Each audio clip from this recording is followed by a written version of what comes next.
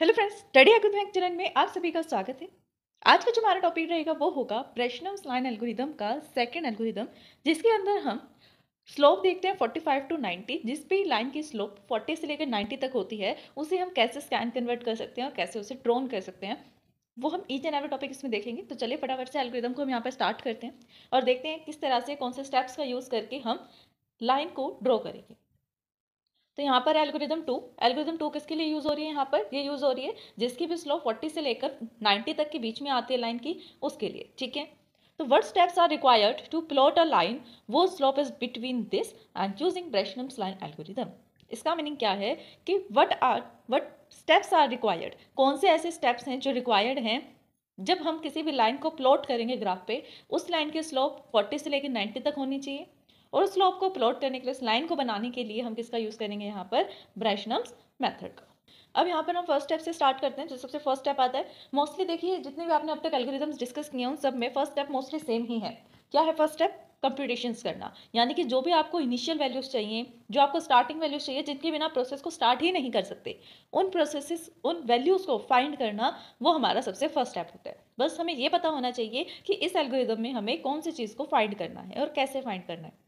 Right, simple line में आपने कैसे किया, सिंपल डीडीए में कैसे किया, लाइन एल्गोरिथम में कैसे करना, ब्रेशनम की जो लाइन एल्गोरिथम है 0 से 45, उसके अंदर हमने किस किस को फाइंड किया। और जब हम बात करते हैं जिसकी स्लोप 40 से लेकर 90 तक है, उसे हम कैसे ड्रॉ करेंगे, उसके लिए हमें कौन से पॉइंट्स चाहिए। देखिए आप यहाँ पर चेक कीजिए, पॉइंट्स जो हैं आपको यहाँ बिल्कुल सिमिलर मिलेंगे, बट उन्हें फाइंड आउट करने का जो तरीका होगा वो चेंज होगा। हम यहाँ पर रिलेट करते हुए चलेंगे कौन सी लाइंस को, 45 से लेके 90 तक जिसका स्लोप है और 0 से लेके 45 जिसका स्लोप। 0 टू 45 हम कर चुके हैं, इसलिए हम इसको कंपेयर करेंगे 40 टू 90, जिससे आपको इजीली समझ में आएगा और याद रखना भी आसान हो जाएगा स्टेप्स को। फर्स्ट स्टेप देखिए दोनों में सेम है, जहाँ पर आप कंप्यूट कर रहे हैं यहाँ पर इनिशियल वैल्यूज़ को। इनिशियल वैल्यूज़ में कौन सी वैल्यूज़ आपने फाइंड करनी है? dx करनी है, dy, increment 1, increment 2 and d। ये क्या था? ये तो सब सिमिलर वैल्यूज हैं, राइट। dx हमें फाइंड करना है, dy निकालना है, इंक्रीमेंट 1 इंक्रीमेंट 2 निकालना है और d, ये चीज़ हमें फाइंड करनी है, राइट। ठीक है, कैसे करेंगे? अब यहाँ पर देखिए क्या चेंजेस आए हैं। जब हम बात कर रहे थे 0 से 45 तक स्लोप की, तो जब हम dx निकाल रहे थे, यानी कि x, dx का मीन्स क्या है? यहाँ पर x वाली वैल्यूज को हमें लेना है, तो हम कर रहे थे x2 माइनस x1, यही कर रहे थे हम। ये अभी के लिए स्लोप है, ये पहले के लिए, ठीक है। ये हम ऐसे कर रहे थे dx को फाइंड करने के लिए x2 माइनस x1। बट आप देखिए जब हम बात कर रहे हैं ना 45 से लेकर 90 तक स्लोप जिसकी है, उसे हम कैसे कर रहे हैं? तो उसके अंदर dx हम फाइंड कर रहे हैं y2 माइनस y1, यानी कि जो भी आप निकाल रहे हैं वेरिएबल उससे अपोजिट लेंगे। अगर x निकाल रहे हैं तो y की वैल्यूज को यूज़ करो, y निकाल रहे हो तो x की वैल्यूज को यूज़ करो। लेकिन 0 से 45 में क्या था? हम यहाँ पर सेम वैल्यूज का यूज़ करते थे, x निकाला तो x यूज़ किया, y निकालेंगे तो y यूज़ करेंगे। लाइक dy निकालना है तो y2 माइनस y1, इस तरह करते थे। बट अभी के लिए आपको क्या करना है? अभी के लिए आपको dx निकालने के लिए y2 माइनस y1 करना है और dy निकालने के लिए x2 माइनस x1 करना है। ठीक है, ठीक है जी। फिर हम यहाँ पर इंक्रीमेंट 1 निकालते थे। इंक्रीमेंट 1 कैसे निकालते थे हम? इंक्रीमेंट 1 निकालने के लिए हम क्या करते थे? 2 को मल्टीप्लाई करते थे dx से। पहले हम 2 को dx से मल्टीप्लाई करते थे और यहाँ पर चेंज होके क्या होगा? अगर इंक्रीमेंट 1 निकालना है तो 2 को आपको मल्टीप्लाई करना होगा dy से। इंक्रीमेंट 2 कैसे निकालना है? ये बिल्कुल सेम ही है, 2 मल्टीप्लाई dy बाई में dy माइनस dx। ठीक है, इंक्रीमेंट 2 कैसे निकला? सबसे पहले dy माइनस dx करो, जो आंसर आएगा उसको मल्टीप्लाई बाय 2 कर दो। फिर आता है d आप किससे निकाल रहे थे? d आप कैसे निकाल रहे थे? यहाँ पर कैसे निकालेंगे अभी हम? 45 से 90 के लिए d is equals to increment 1 minus dx। ठीक है, ये वैल्यूज आपको लर्न रखनी पड़ेंगी, इसका कोई और रखने का तरीका ही नहीं है, कोई और लर्न करने का। आपको ये ऐसे एज इट इज लर्न करनी है। ठीक है, देखिए dx कैसे निकलेगा? अपोजिट वेरिएबल को माइनस करके। dy कैसे निकलेगा? अपोजिट वेरिएबल को माइनस करके। Increment 1 2 multiply dy, increment 2 2 multiply dy minus dx and d कैसे निकाला? Increment 1 minus dx। Second step पे चलिए, सेकेंड स्टेप पर आकर वही सेम। देखिए स्टेप्स आपके बिल्कुल सेम है। सबसे फर्स्ट स्टेप पे आपको इनिशियल वैल्यूज को कंप्यूट करना है, सेकंड वैल्यू पे आकर आपको क्या करना है? अब तक हमने जितनी भी एल्गोरिथम किया है सब में हमने dx को चेक करा है, क्या dx 0 से ग्रेटर आता है या dx 0 से लेसर आता है। बट यहाँ पर चेंजेस क्या बन गए? यहाँ पर आप dy को चेक कर रहे हैं। ध्यान से देखिए चेंजेस को, यही ऐसे लूप पॉइंट्स होते हैं जहाँ पर आप दोनों एल्गोरिथम्स को मिक्स कर देते हैं। आप डिफ्रेंशिएट करके लर्न करेंगे तो ईजिली लर्न होगा।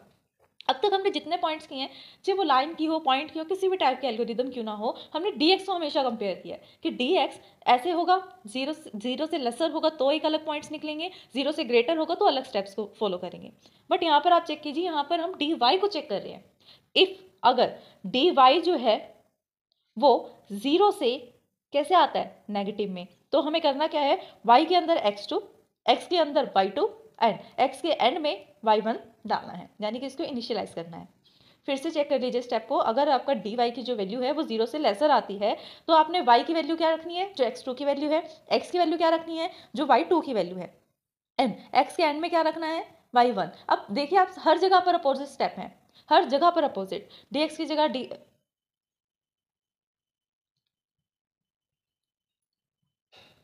dx की प्लेस पर dy हमने यूज कर लिया, जहां पर हम इक्वल्स टू में सेम वेरिएबल्स डालते थे, अब अपोजिट वेरिएबल्स डाल रहे हैं।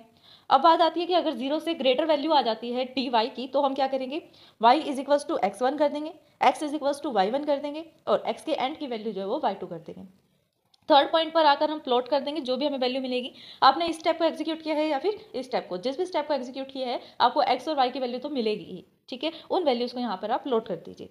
फिर आपने कंडीशन चेक करनी है कि test to whether determine whether the entire line has been drawn, क्या आपकी पूरी की पूरी लाइन ड्रॉन हो चुकी है। कैसे पता करेंगे लाइन ड्रॉ हुई है या नहीं हुई, एक कंडीशन के थ्रू। कंडीशन, ये हमारी कंडीशन थी, कैसे पता कर रहे थे हम कि अगर x की वैल्यू x के एंड से ज़्यादा हो जाती है, इसका मतलब क्या है कि आपको स्टॉप करना है, आपकी लाइन जो है वो ड्रॉन हो चुकी है। ये इसका रीज़न मैंने लास्ट वीडियो में भी बताया था कि ऐसा क्यों कर रहे हैं हम, इसी कंडीशन को क्यों चेक कर रहे हैं, ठीक है। प्रीवियस वीडियो में जाके देखिए, अगर आपने नोट्स बनाए हैं, समझा है, तो आपको अच्छे से याद होगा कि हम इस कंडीशन को ही क्यों चेक कर रहे हैं। हम ऐसे भी तो चेक कर सकते हैं कि y जो है ग्रेटर ना हो जाए y2 से, y1 से ग्रेटर ना हो, या y के एंड से ग्रेटर ना हो, ऐसा हो सकता है ना, बट हम x की कंडीशन ही क्यों चेक कर रहे हैं। इसका आंसर आप कमेंट करेंगे कमेंट बॉक्स में, ओके, ठीक है। अब नेक्स्ट स्टेप आता है, फिफ्थ स्टेप। अब आपने वन टाइम प्लॉट कर दिया, जो आपने फर्स्ट पॉइंट निकाला प्लॉट हो गया ग्राफ पे, उससे नेक्स्ट पॉइंट की लोकेशन निकालने के लिए कि नेक्स्ट पॉइंट कहाँ बनेगा, उसके लिए भी तो कुछ ना कुछ करेंगे ना। नेक्स्ट पॉइंट निकालने के लिए हम किसका यूज़ करते थे, डी का। अगर डी की वैल्यू जो है वो जीरो से लेसर आती है, यानी कि नेगेटिव में आती है, तो हम क्या करेंगे, D is equals to D plus increment 1 कर देंगे। अगर पॉजिटिव में वैल्यू आती है तो and Y is equals to Y plus 1, and next step पर आकर एक्स की वैल्यू में भी इंक्रीमेंट करना है। अगर डी की वैल्यू लेसर आती है तो आपने डी की वैल्यू को चेंज करना है और एक्स की वैल्यू को। अगर ग्रेटर आ जाती है जीरो से तो डी की वैल्यू भी चेंज होगी, वाई भी चेंज होगा और एक्स की वैल्यू भी इंक्रीमेंट होगी। फिर आपने जो भी पॉइंट्स आपको मिलेंगे एक्स एंड वाई के, उसे प्लॉट कर देना है, ठीक है, एक्स एंड वाई की वैल्यूज़ को प्लॉट करना है। फिर उसके बाद आप फोर्थ कंडीशन पे जाएंगे, चेक करेंगे लाइन जो है वो हमारी कंप्लीट हो गई या नहीं हुई, कंडीशन चेक करो, ठीक है, नहीं हुई है तो नेक्स्ट स्टेप पर आओ, इन स्टेप्स को बार बार फॉलो करो जब तक आपका एक्स जो है वो एक्स के एंड से ग्रेटर नहीं आ जाता, ठीक है। तो स्टूडेंट्स, यही था हमारा आज का टॉपिक। आज हमने एल्गोरिदम 2 डिस्कस किया है, ब्रेशनम-स्लाइन एल्गोरिदम का। आई होप कि टॉपिक आपको अच्छे से क्लियर हुआ होगा। अगर फिर भी इस वीडियो को समझने में आपको कोई भी डाउट आता है देन आप हमें कमेंट कर सकते हैं। वीडियो पसंद आए देन लाइक शेयर सब्सक्राइब करना कमेंट करना ना भूलें। आपने सब्सक्राइब कर दिया है देन अपने फैमिली में अपने फ्रेंड से सब्सक्राइब करवा सकते हैं। Thanks for watching my video. हमारे चैनल स्टडी हैक विद महक को लाइक, ज़्यादा से ज़्यादा शेयर एंड सब्सक्राइब करें। अगर आपने सब्सक्राइब कर दिया है तो बाकी सभी डिवाइसेस से भी सब्सक्राइब करा सकते हैं, क्योंकि सब्सक्राइबर्स बहुत ज़रूरी हैं। देन कमेंट करें।